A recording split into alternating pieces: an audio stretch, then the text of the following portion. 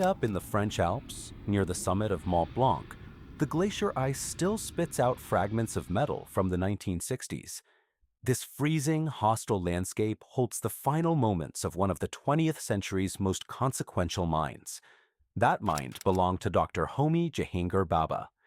Born into a wealthy Parsi family in Mumbai, he was originally sent abroad to study engineering, but he found himself drawn instead to the underlying math of the universe, choosing to study theoretical physics.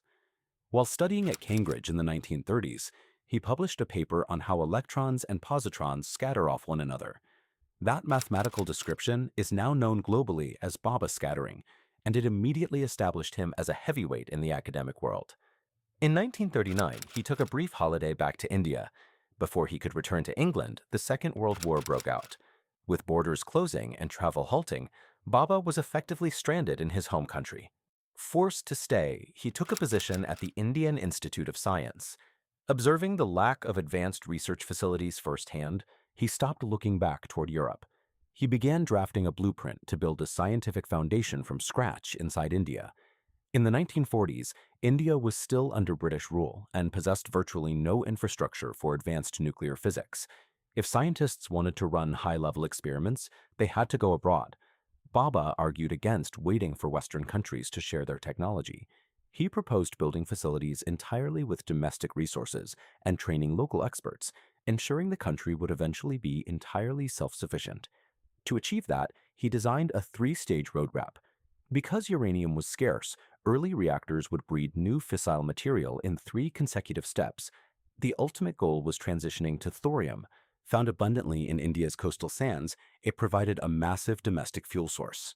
By designing a reactor sequence around a mineral the country already possessed in massive quantities, Bhabha created a permanent blueprint for energy independence that still guides Indian policy today.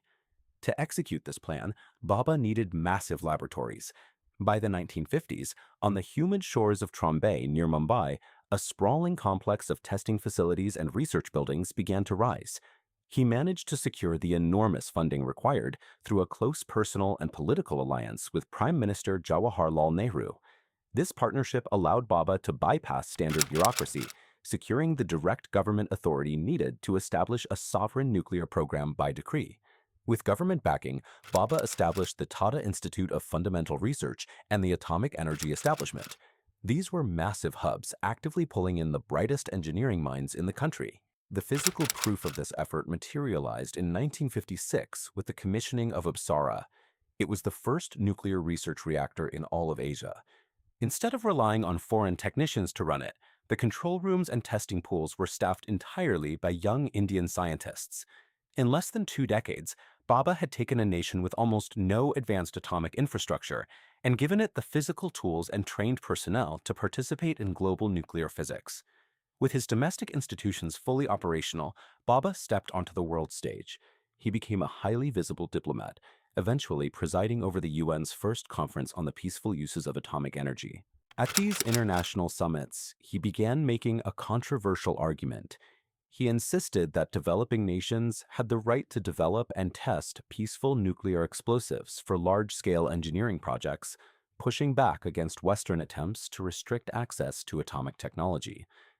Bhabha stated that if given the green light, his scientists possessed the capability to produce a fully functional nuclear device in exactly 18 months. This claim triggered intense anxiety in Western capitals. The Cold War was at its peak, and the prospect of a newly independent, non-aligned country rapidly building its own atomic weapon alarmed American and European authorities. 3 months after setting that timeline, Bhabha boarded Air India Flight 101 to Geneva. On January 24, 1966, the Boeing 707 was approaching the Alps when all communications suddenly ceased and the plane vanished from radar. The man who had spent his life building laboratories and fighting for scientific independence died just as his vocal assertions positioned him as a serious variable in the global nuclear arms race. The wreckage was found scattered across the Glacier des Bassins, completely destroying the plane against the rock and ice at over 15,000 feet. All 117 people on board perished. The official French inquiry concluded the crash was an accident. Investigators reported that one of the plane's navigation instruments, a VOR receiver used to determine positioning, failed. Combined with a misunderstanding of air traffic control terminology, the pilot began his descent prematurely into the mountain. For decades, the glacier has slowly yielded surreal debris from the flight. Climbers have discovered a box of rubies and emeralds and an Indian diplomatic mailbag perfectly preserved in the ice. The suddenness of the crash, combined with Bhabha's status, gave rise to lingering questions. The most persistent theory stems from a journalist's controversial interviews with Robert Crowley, a former high-ranking CIA officer. According to these disputed accounts, Crowley claimed that intelligence operatives placed an explosive device in the cargo hold of Flight 101, intentionally taking down the aircraft to eliminate the architect of India's atomic program.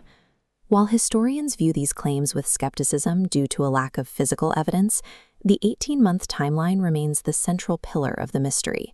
It placed Bhabha's final flight at the exact intersection of a ticking nuclear clock and the peak of Cold War geopolitical tension. Back in Trombay, the news of the crash created a massive void. The complex network of research units and ambitious power schedules suddenly lacked the visionary who designed them. To prevent the program from stalling, the Atomic Energy Commission appointed Dr. Vikram Sarabhai, a close colleague and fellow physicist, to take over the leadership. Sarabhai kept the nuclear reactors running and the thorium roadmap intact.